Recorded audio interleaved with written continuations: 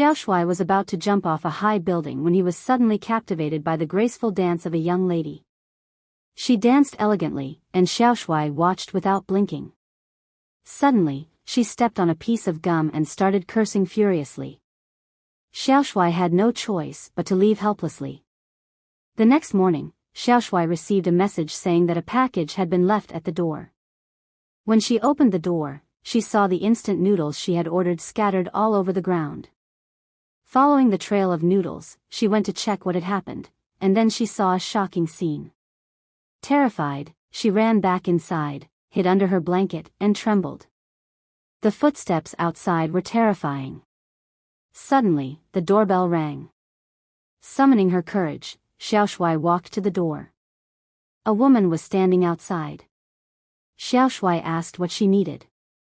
The woman said she had just returned home and found that her door was unlocked, her house was a complete mess, and her kitten was missing.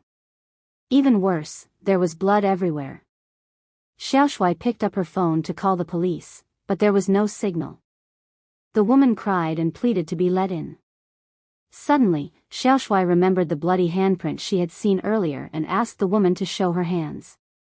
At that moment, the woman's expression became eerie, watermelon juice started pouring out of her nostrils.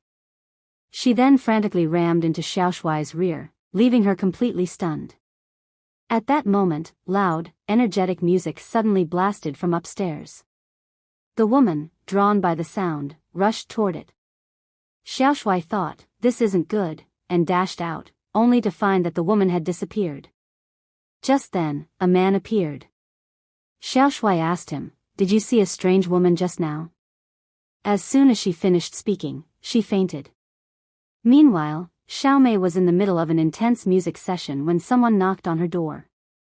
She went to check, and what she saw was absolutely shocking. Terrified, she grabbed a stick, but before she could react, a man startled her with a sudden leap. She explained everything that had just happened, and the man followed the bloodstains with his eyes. "He must have escaped through the window," he said.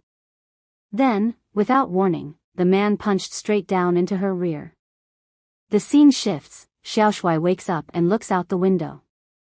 What she sees leaves her completely dumbfounded.